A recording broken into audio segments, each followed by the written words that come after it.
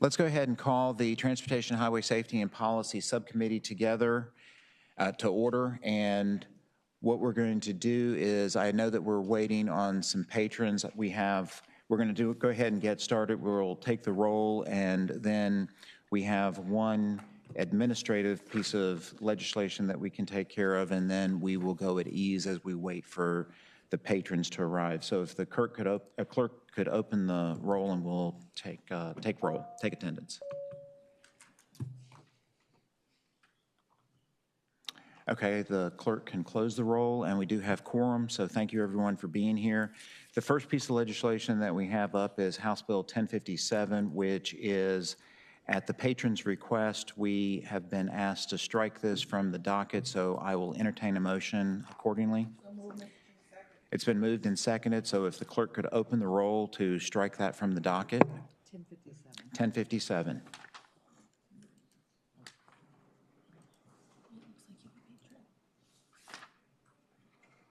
There we go.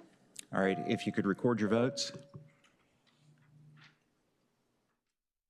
Okay, by a vote of 6-0, House Bill 1057 has been struck from the docket at the patron's request, and the clerk can close the roll. Struck. It does read stricken. All right, we do have a patron here now, so we will go to House Bill 645 with Delegate Reeser. And if you would come to the podium and share with us what your bill does. And before we start, are there any line amendments or substitutes or anything? Okay, and is the microphone on for her? On. And now I think it's on. There we go. All right. If you can go ahead and proceed, Delegate Reeser. Yes, and Mr. Chair, the chair of the Civil Subcommittee of Courts asked me to let you know that the other two patrons you're waiting for will be right behind me. Okay, great. Thank you. Thank you. Good afternoon, Mr. Chairman and members of the subcommittee. Thank you for the opportunity to present you with HB 645. HB 645 seeks to remove the requirement that signs which indicate a parking space is reserved for charging plug-in electric vehicles must also explicitly state the amount of the civil penalty. The reason for the removal is quite simply because it's been unenforceable in the way that it stands. But just to back up, by way of background, the current code says that there is a traffic infraction with a $25 penalty for any person who parks a vehicle that is either not an electric vehicle or is a plug-in electric motor vehicle but is not in the process of charging, and it's parked in a space that is clearly marked as reserved for charging plug-in electric motor vehicles. So according to the Office of the Executive Secretary at the Virginia Supreme Court, there have been no instances where this code section, as it currently reads, has been used since its passing. Businesses like shopping centers, restaurants, and other establishments may voluntarily pay thousands of dollars to install charging ports for electric vehicles, and these spots that are designated for EV only, since they don't have the additional requirement that the penalty is $25 or whatever the locality has set, becomes unenforceable. I'm sure there are members of this subcommittee who own EV vehicles, and you may have encountered a situation where you were iced, as the term goes, and that means that a internal combustion engine vehicle is parked in a spot where it's not supposed to be. So with the passage of this bill, existing signs that simply say EV parking will be sufficient to be enforced. Lastly, with this change, the fine amount, if it changes over time and goes up to $35 or $50, the signs wouldn't need to again be replaced. They would continue to remain enforceable as written. Okay, thank you, Delegate Reeser. Is there anyone on the committee who has any questions for her? Okay, is there anyone in the audience who would like to speak in favor of the legislation? If you could come up to the podium and identify yourself and the organization you're with, and then if we can hopefully keep these to a minute or so. Mr. Chair, members of the committee, Chris Lane with the Virginia League of Conservation Voters. We thank the delegate for this simple change. It really just allows for some flexibility, future-proofs these signs from any changes to the penalty in the future, and hopefully makes this a more enforceable penalty. Thank you. All right, thank you. Is there anyone else in the audience who would like to speak in favor? And what we'll do is we'll do everyone here in favor and against, and then we'll go online, and then we'll come back to the committee for any additional questions or comments. So anyone here in the audience who would like to speak against the legislation? Okay, so seeing none, we'll now go online. And I see that we have Mr. Charles Garina who wishes to speak in favor. Yes, that's correct. Thank you for having me here. I appreciate the delegates' support for this common sense change to this bill. We're the driver electric RVA.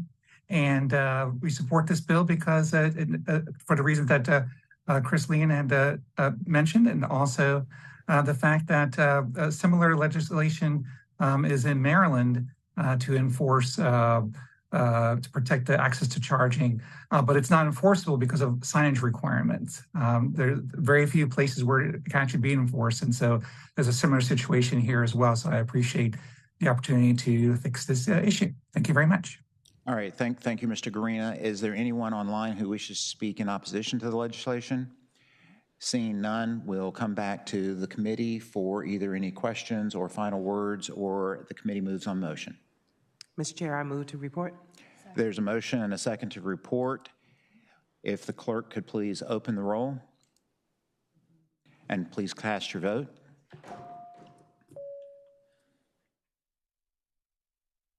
And Delegate Reeser, your legislation passes 6-0, and we'll go to the full Transportation Committee, and the clerk can close the roll.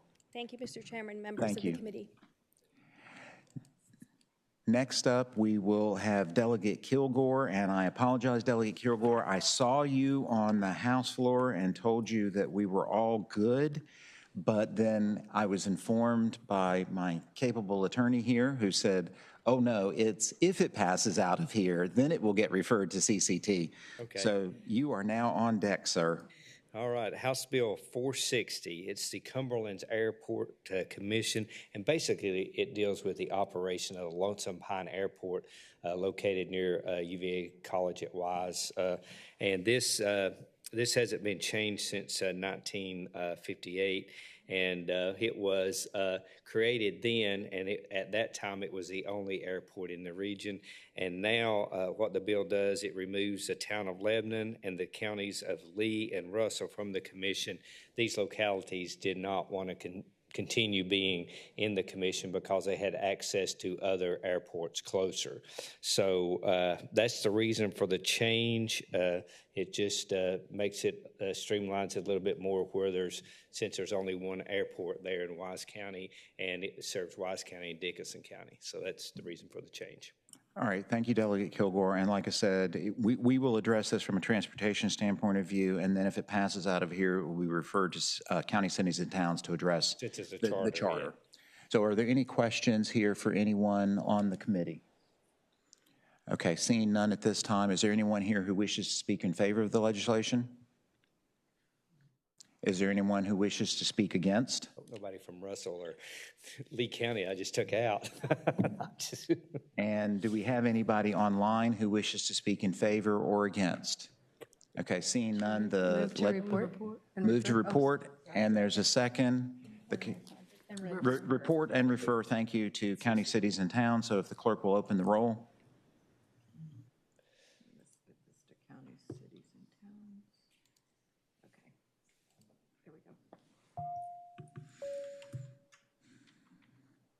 Delegate Kilgore, it reports and refers to county, cities, and towns 6-0, and I believe we're going to consider this before transportation full tomorrow. Okay. You do not need to be in attendance since it passed this way, and thank you. Thank you. It's been a long time since I've been in transportation, so thank you. And the clerk can please close the roll.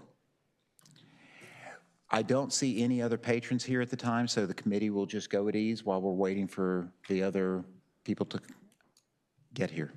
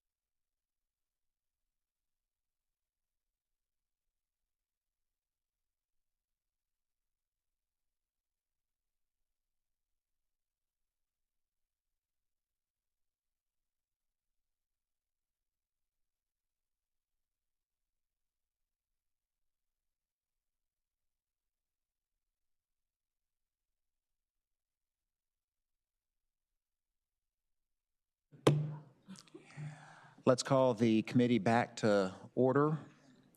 And Delegate Sullivan, we had planned on doing all of the bike bills in a group, but you got here first. So we're going to go ahead and proceed with you. I believe that there is a substitute. Yes, sir, there is, Mr. Chair. And this is a substitute in the form of an amendment? It's a complete substitute? Okay. And that has already been posted online, so that should be available to everyone. And if I can get a motion to bring the substitute before us? There's been a motion. Is there a second? Second. All those in favor of consideration of the substitute, please say aye. All those opposed? Okay, the substitute, Delegate Sullivan, is now before us. So if you could share with us what your piece of legislation now does. Thank you, Mr. Chair, and members of the subcommittee, and thank you for accommodating. Things are getting crazy at this time of session. So we sent you 2 people from Civil Sub so that the numbers didn't change, and tried to coordinate this. So what HB 657 deals with is what are known as leading pedestrian intervals.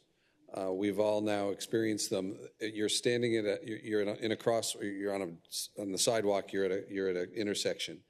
And now with increasing frequency, the walk sign will turn white, say walk, before the light turns green. And I think there's a lot of research that shows that that is safer. It gets the pedestrians into the crosswalk. Cars can see them better. People don't turn into them because they can see them better. If the cars can start and the pedestrians can start at the same time, there's risk of cars running into people.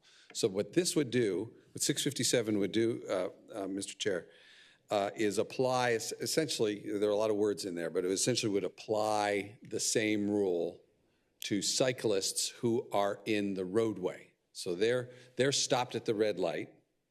They're next to they might be next to a car or not, but they're not in the crosswalk. They are in the roadway. Right now, under the current law, when the walk sign starts, light's still red, bikes have to wait. What this bill would do is, in that particular instance, say that the bikes can start also, same logic, they get into the intersection. Cars are more likely to see them. This is all about safety. This is, and I know VDOT's looked at this. We've got a lot of safety data to share with you if you're interested, but just as a big picture, this has been done in DC for now over 10 years and in New York for a while. And they are getting good data on fewer accidents, fewer interactions between cars and bikes. So that's what the substitute is meant to do, is to allow that to happen. The cyclist would be able to follow the walk sign that's essentially right in front of him or her. I would say I've got a long list of talking points that I could run past you, but the one that jumps out to me is that what it does is it removes the incentives for the bikes to get onto the sidewalk, right?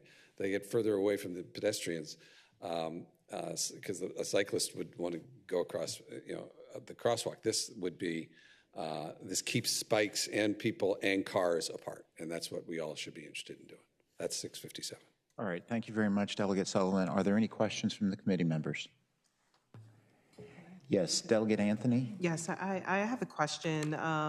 So I know that we definitely want to make sure that bicyclists, have an opportunity for this, but I know that there is upgrades in mobility, and so I'm worried about electric power assisted bicycles and the miles per hour they're able to go. And I also had a question, and sometimes the scooters that are inside of a locality, some of them may not be regulated to go more than 15 miles per hour. I mean, could you address, I'm just worried about pedestrian safety. So if you could address that, or a partner or in support could address that for me. Thank you. So, Mr. Chair, I think I heard the delegate say electric cars. I think she probably meant electric bikes.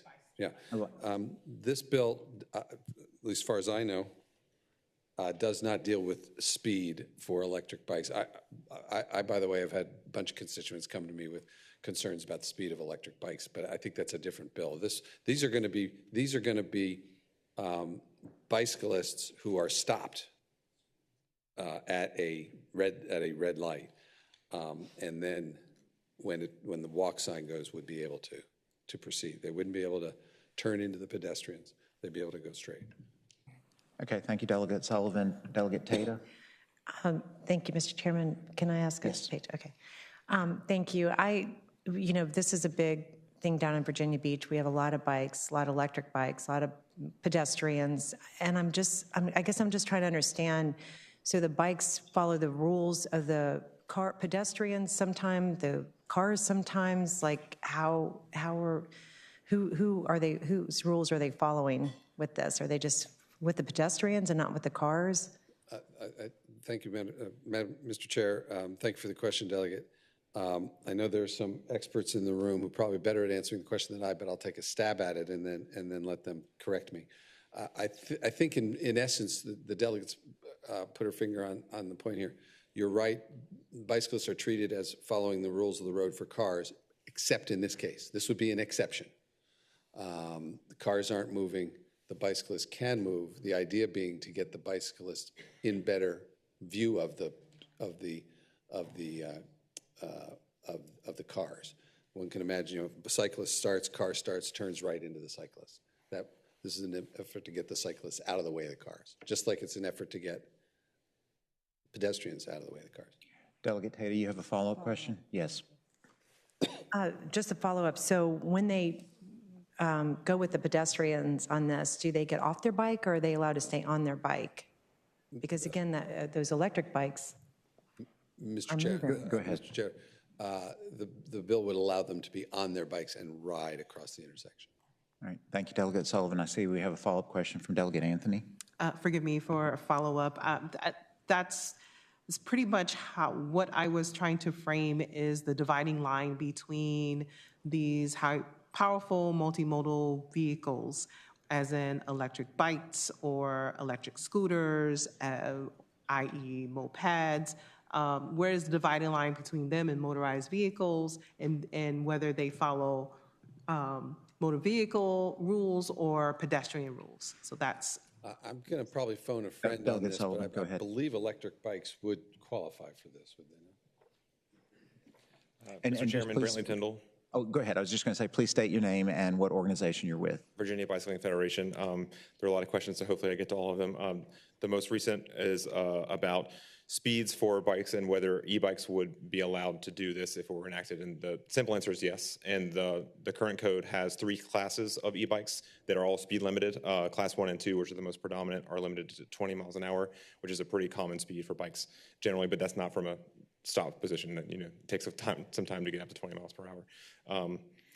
There were a couple of other questions, but generally speaking, this doesn't change anything else about how people would ride a bike, and so you'd be able to proceed through the intersection as riding as normal, and I think I got all those questions. And I do have one question either for the patron or for you. And you had mentioned something, Delegate Sullivan, about this would be for going straight, but the bicyclist, would they be allowed to also turn? And I guess my question is there a possible concern about someone turning into the pedestrians who's starting across the street at the same time? I think the answer to that question is bicyclists always have to yield to pedestrians, and they would not be allowed to turn right. And of course, they would not be allowed to turn left either, correct? Into traffic. The amended version has clarified language about yielding behavior, and that the bicyclists would have to yield to pedestrians in the crosswalk. All right, thank you. Are there other questions from the committee members? Oh, yes, Delegate Cohen. Hi, yes, thank you so much. I just had a constituent who reached out on the 3 bike safety bills that they're very excited about.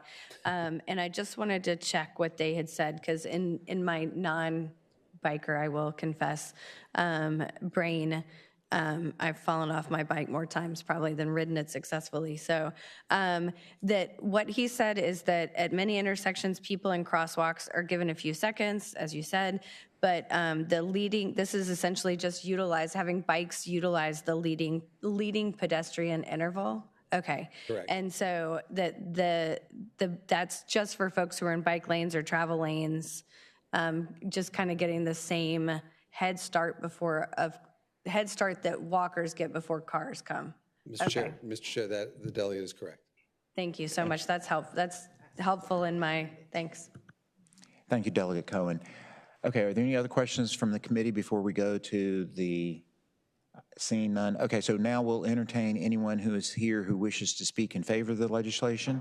And again, what I would appreciate is if you would identify yourself and the organization that you represent, and if we can keep these comments to just about a minute, that would be really very much appreciated. Thank you again. Brantley Tyndall, Virginia Bicycling Federation. I just want to say that this legislation was heard last year, and we workshopped over 5 sessions with VDOT to really kind of tighten up the language, and we're comfortable with it. We think it's good. I think you're going to hear some concerns today. Just want to say that there is data to support that this preemption prevents crashes. That's why we brought this before you, and we stand by it. So really appreciate your time, and we think it'll work. Mr. Chair, may I ask him a question? Yes, you may ask him a question. Yes, Delegate McQuinn. And I apologize, your name again, I know the face, I just, the name. Brantley Tyndall. Okay. One of the things that I'm always very interested in this, because I do a lot of walking, and there are a lot of bikers where I walk. If there are, and I assume that this is being brought to your attention because I know there was escalating, numbers in terms of accidents for the bikers. I assume for the walkers as well. Or do you have that information, or you're not sure? Mr. Chairman, I think the question may be, has there been any interaction between bicyclists and pedestrians that's useful data? I have not seen heightened crash data of bicyclists and pedestrians. I think the data that you see, particularly about the high rates of pedestrian fatalities in Virginia, is related to car pedestrian crashes. Right. We tend to think that bicyclists are self-governing. We don't want to be in crashes ourselves. Yes, okay. And so if there are any, under this circumstance, if there are some interaction that we don't want to be, then who would be seen as the violator? Is it the walker or the biker? You understand what I'm asking? Yeah. Mr. Okay. Chairman, I think I think the answer is yield does a lot to determine if there's a crash between a bicyclist and a pedestrian. There was obviously a failure to yield, or there was some other kind of a circumstance. So I think it would help to assign blame in that situation. All right, thank you. Any other? Okay. All right, so let's go back now to anyone else who wishes to speak in favor. And again, identify yourself and your organization, and we'll put this at about a minute. Mr. Chair, members of the committee, Chris Lane, Virginia League of Conservation Voters. I think the best example of why this is really good and intended legislation is Franklin Street. Y'all go to it every time you go into the former parking deck. There's a divided lane for the cyclists, and every time you bike down that, you feel very safe. It's great to be able to transfer all the way from the Jefferson to the General Assembly building. The only time it's really dangerous is that 2 to 3 seconds where you're both at a red light and that person hasn't clocked you to their left. I can count the times where both as a driver and as a cyclist, where there's been that moment of recognition once the cyclist is able to get into that person's field of view of, we need to avoid this collision. And I think that it's really, this bill really just helps make that a fully safe commute, so when the city of Richmond and other cities invest in bike infrastructure, it's safe not just when you're in the lane, but when you're in the intersections as well. So we urge you to support this bill. Okay, thank you, Chris. Others?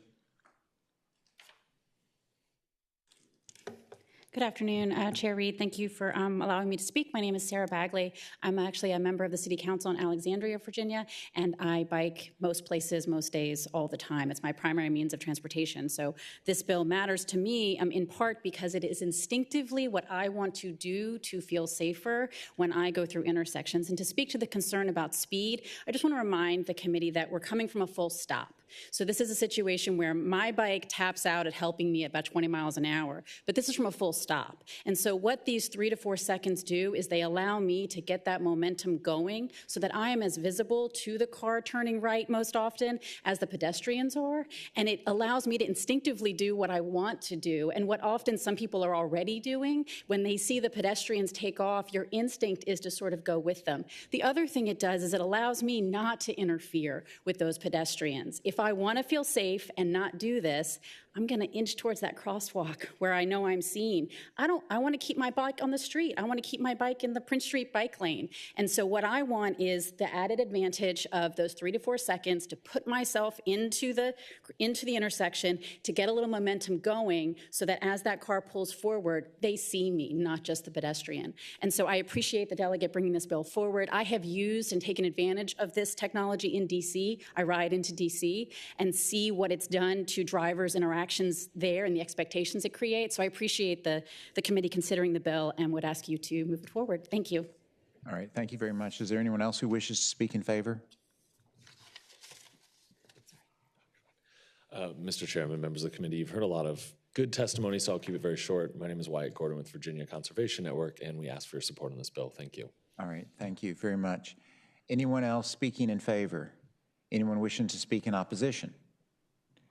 Okay, no one wishing to speak in opposition. Do we have anybody wishing to speak in favor or opposition online? All right, thank you very much. The committee operates on motion, and so we have the substituted bill before us. Move to report with substitute. There's been a motion. Is there a second? There's been a second. If the clerk would please open the roll. Please cast your votes.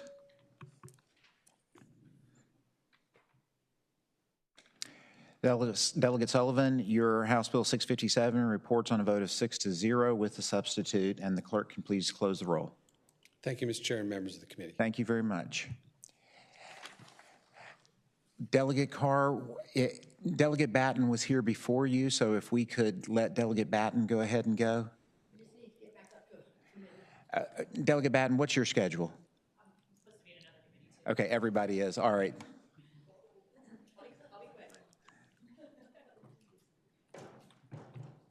Thank you, Mr. Chairman, members of the committee. And Delegate Batten, I believe that this is House Bill 1047, and a substitute has already been posted online. Is that correct? Yes, sir. Okay, so if somebody can make a motion to bring the substitute, so moved. Is there a second? The substitute, and all those in favor of considering the substitute, please indicate by saying aye. All those opposed? Okay. Delegate Batten, the substitute is now properly before us. Please proceed. Thank you, Mr. Chairman. Before you today is House Bill 1047. This makes an adjustment to Virginia's annual car inspection requirement. So as we're all aware, you have to get your car inspected every year in the Commonwealth. We've had an increasing number of individuals who have approached their legislators and said that they're having a very difficult time finding a time or location that can accommodate them for their inspection. So this is an attempt to mitigate some of those challenges. So what this does is it establishes a 2-year state inspection program for new cars only. So at the time you purchase your new car, they will perform the inspection. It will be good for 2 years. If you purchase your car out of state, you will still have to have it inspected here in Virginia, but that inspection will last for 2 years. At the end of that 2 years, then you will revert back over to having to have the annual inspection. I want to thank staff for drafting this many times. I also want to thank some of the stakeholders who worked very hard on this. I have been working with the state police, the Auto Dealers Association, and Enterprise Rental Car. We have also attempted to mitigate any sort of fiscal impact by the fact that when you get that 2-year sticker, you're going to pay twice the price. So there will be a revenue neutral. There still may be some sort of fiscal impact. So if you act favorably on it, I would request that it does go to appropriations to make sure that we get all of that ironed out. I was made aware when I got here as well that there was a request perhaps to have a delayed enactment till 2025. If that has come before you, I'm also amenable to that as well. And I am happy to answer any questions that you might have. All right, thank you, Delegate Batten. And there has not been a second discussion or an enactment clause, but you are correct that in the event that we do act favorably on this, it's my understanding that there may be a minor fiscal impact, and so therefore it would need to go to appropriation. So now we're open to questions from the committee. And Delegate Cohen, At please the proceed. appropriate time, I'd appreciate being able to offer the patron a friendly amendment to delay the enactment clause to July 1st, 2025. Okay, that now would be an appropriate time, and that can be before us. Second. Okay, and there's a second. All those in favor of the amendment, please indicate by saying aye. Aye. All those opposed, nay. So now we do have it before us with this delayed enactment. Thank you, Delegate Cohen. Are there any other questions from members of the committee? Okay, seeing no other questions from the committee, we'll now go to testimony for anybody here who wishes to speak in favor of the legislation. And again, if you can state your name and the organization, and let's try to keep these to about a minute. You got it, Mr. Chair and the committee. Thank you very much. Name is Mike Bruce. I'm with Enterprise Alamo National Rent-A-Car, and we would like to thank the patron for supporting this legislation, and we're in full support of the bill. Thank you. Thank you very much. Is there anyone else who would wish to speak in favor of the legislation? Okay, is there anyone who wishes to speak in opposition? Okay, seeing none, we'll go to testimony online. I believe that we have one individual who had signed up earlier, but are they available? Mr. Mike Bruce? Oh, sorry. And do we have anybody who wishes to speak in opposition?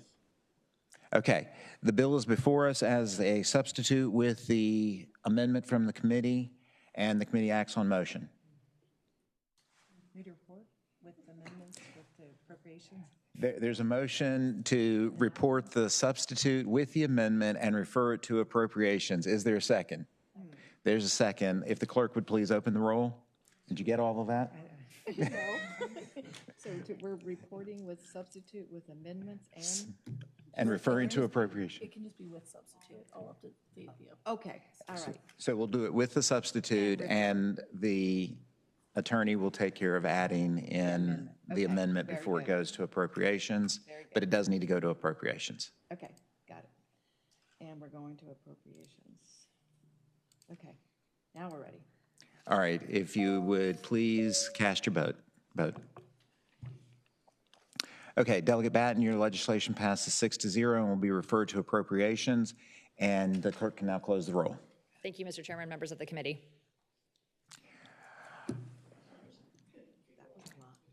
All right, Delegate Carr, did you and Delegate Willett do like rock, paper, scissors to see who comes up next?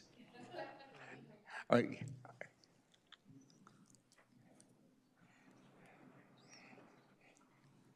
Delegate Carr, why don't we just play the seniority card and you can come on up.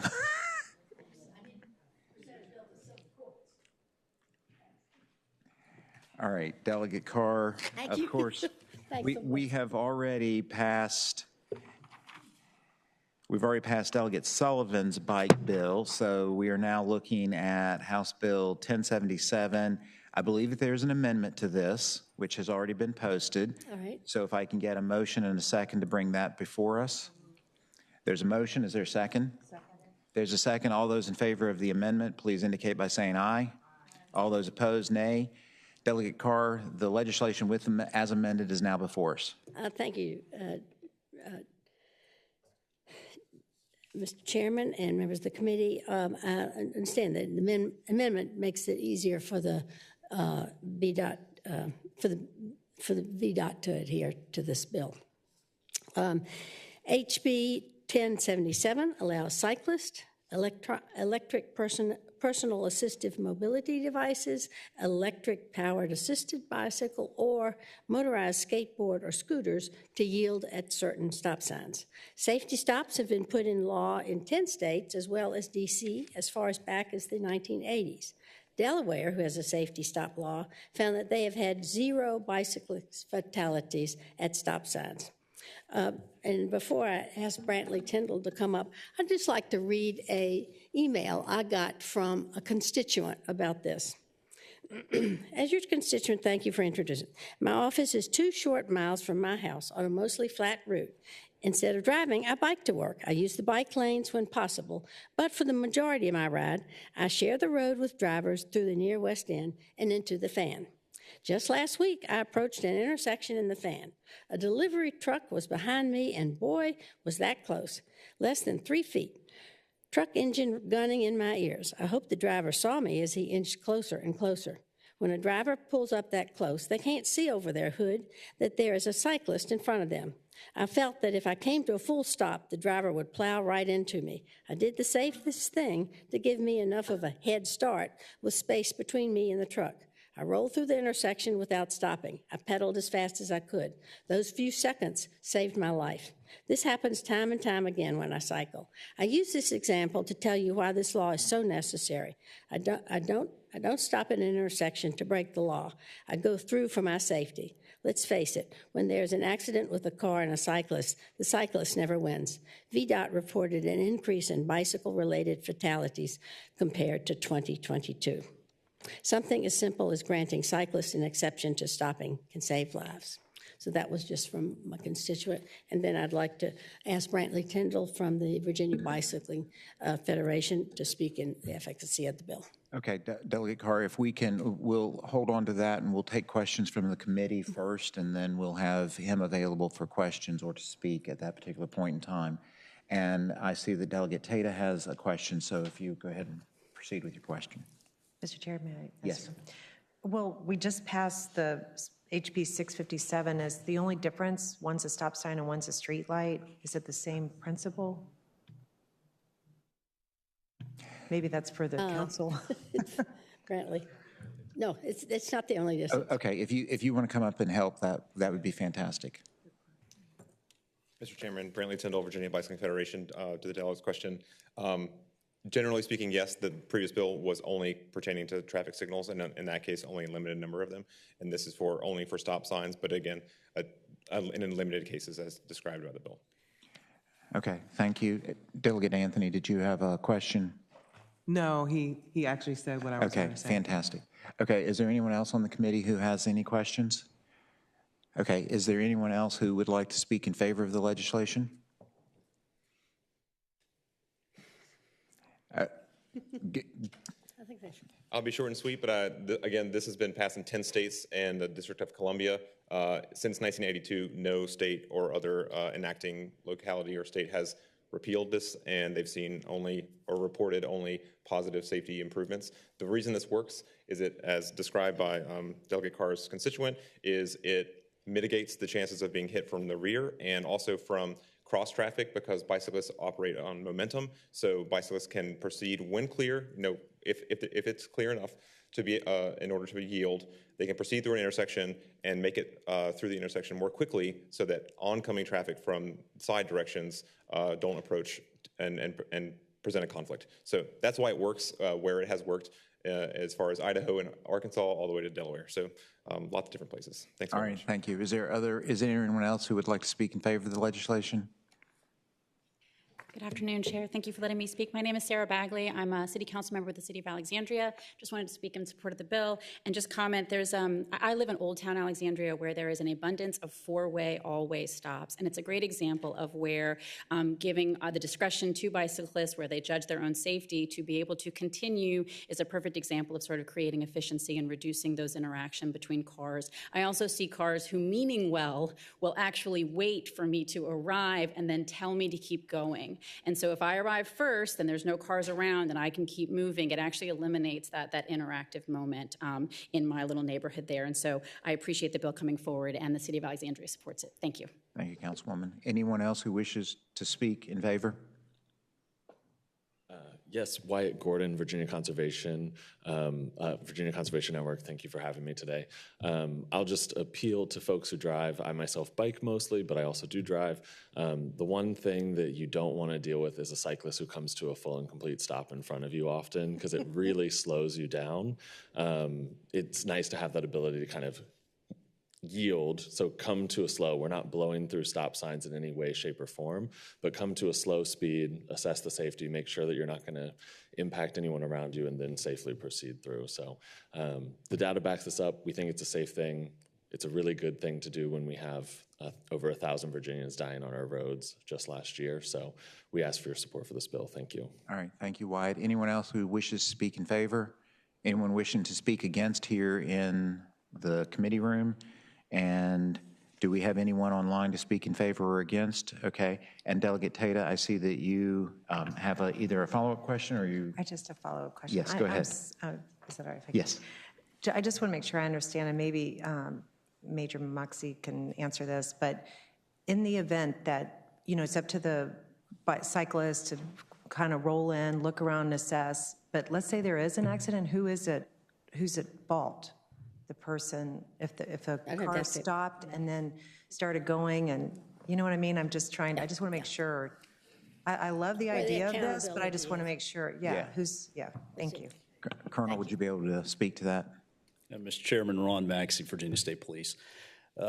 Delegate Tata, it would be the responsibility of the cyclist. It does say that they are to yield to the other people occupying the intersection.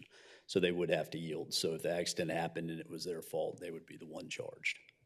All right, thank you very much. Any other questions? Okay, the committee operates on motion. With the report. Report as amended. As amended. Okay, Second. Is there a second? Second. There's a second. So if the clerk will open the roll, and if everyone could please cast your vote. Okay, Delegate Carr, your legislation passes 6-0, and the clerk can close the roll. Thank you, Mr. Chairman, members of the subcommittee. Appreciate Thank you very much. And no, I think we have one more bike bill. There's like, so Delegate Willett, come on down.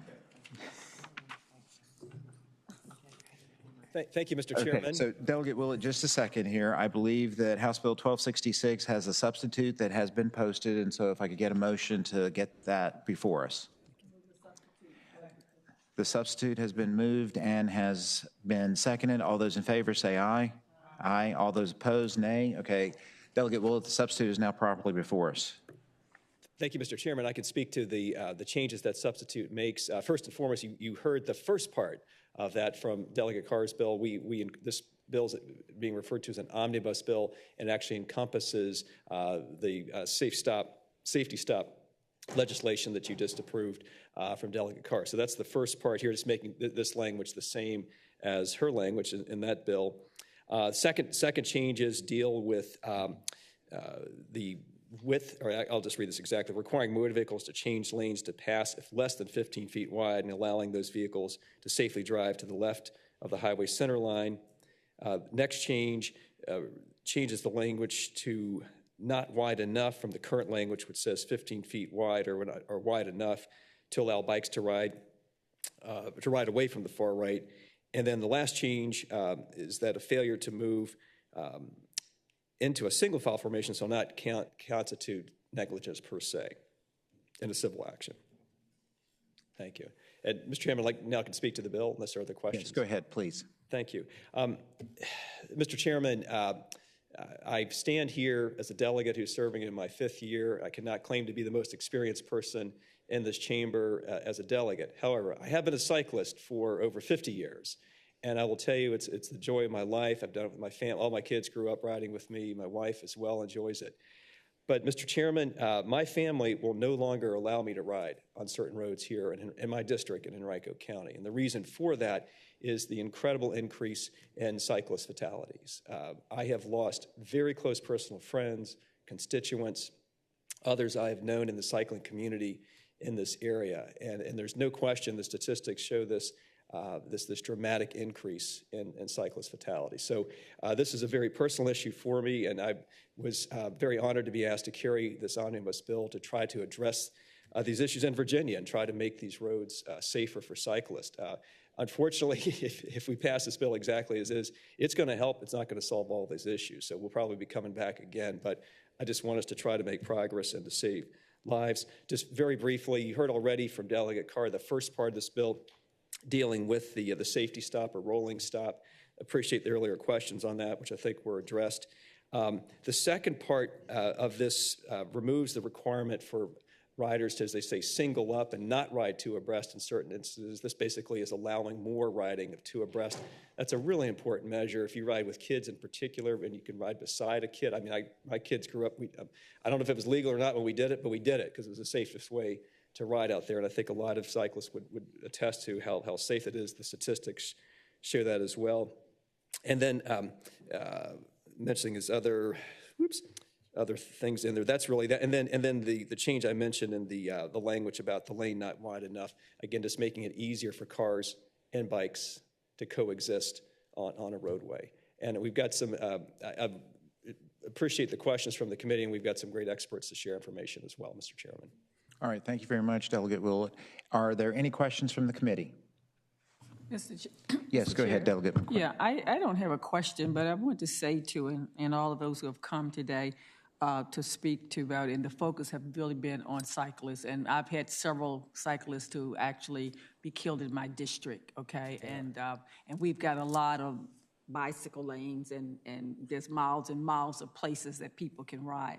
But there's also, I think that you don't want to have this conversation outside of and alienate walkers and runners. Absolutely. Because even though someone said, well, I don't know of anything, I can tell you the number of folks who've come to me concerned about bikers and, bicyclists, and when they are walking, and it doesn't seem to be the level of respect that's needed. As a matter of fact, I was going to put in a bill some years ago, and VDOT did work with me and start putting some signage out in terms of protecting those who are running and those who are walkers as well. So I think as we have this conversation, I want us to be mindful that there is another element out there as well that we must have some discussion about, because even if nothing has happened, there's been no fatality but I am just not sure that there's been some interaction that shouldn't have happened, okay, in terms of that. All right, thank you, Mr. Thank you, Delegate McQuinn. Are there any other questions or comments from the committee before we go to people in the audience? Okay, so anyone wishing to speak in favor of the legislation?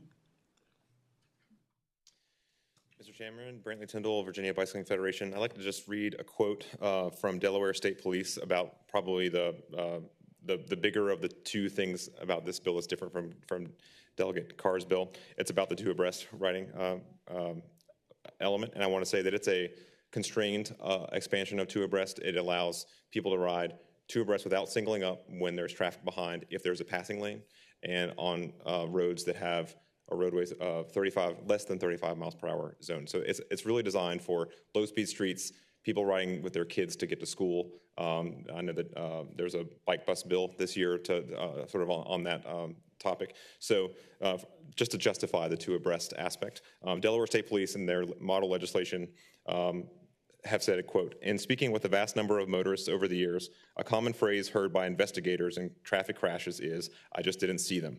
By allowing cyclists to ride 2x2, the motoring public is provided with a different and frankly larger visual. Essentially, visual being seen is the most important safety feature for elements or for bicyclists, and this is the best way to do it. So that's our foundation for this bill. Thank you. All right, thank you very much. Does anyone else wish to speak, or has everything that needs to be said been said with the other two pieces of legislation? I guess that was a no. No. Yes, Councilwoman. Thank you, Chair Reed. Councilwoman Sarah Bagley from the City of Alexandria, and I will be very brief, and I just wanted to acknowledge the delegates' comments about separating pedestrian and cyclists, and to the degree that we can continue to make it safer for cyclists to be in their own spaces, we will more, respectfully, acknowledge the pedestrians. We are all pedestrians at some point, whether you take the train, you drive a car, you're a bike, you step out at some point. So I really appreciate your point, and I think this is part of creating safe, separate spaces for cyclists. Thank you. Thank you, Councilwoman. Anyone else wishing to speak in favor? Oh, you're good with it. Okay. Anyone wishing to speak in opposition? Okay, no. And we will now go online. I believe that we have one person, Ms. Burgess, who wishes to speak in favor. And again, Ms. Burgess, if you could just identify yourself. Okay, if you could just identify yourself. And again, we're asking for comments to be kept to about a minute. So go ahead and please proceed. Great.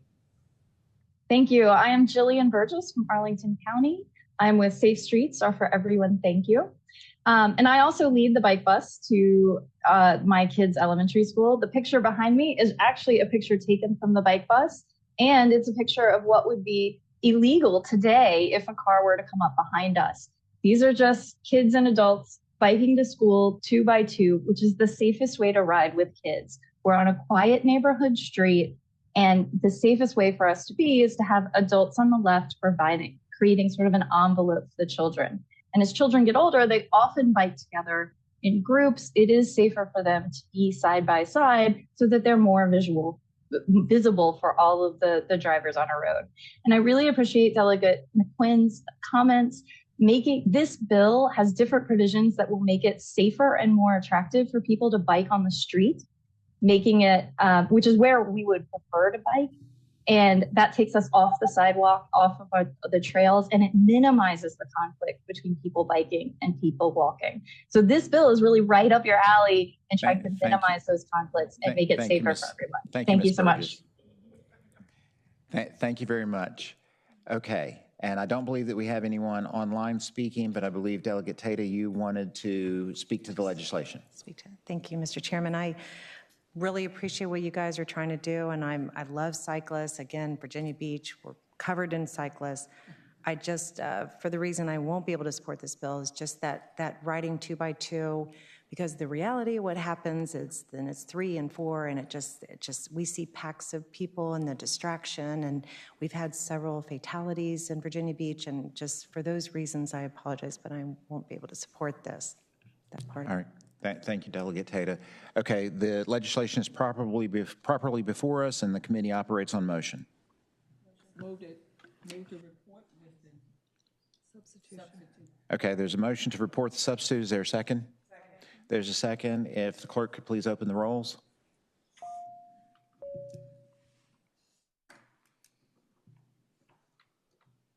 Okay, and Delegate Willett, your legislation has passed 5-1. The clerk can please close the roll. Thank you, Mr. Chairman. Thank you very much. All right, everyone, I believe that concludes our last meeting for this session until we get past crossover. And thank you for all of your work. Fantastic job, and I appreciate everyone's help and input. We are now adjourned.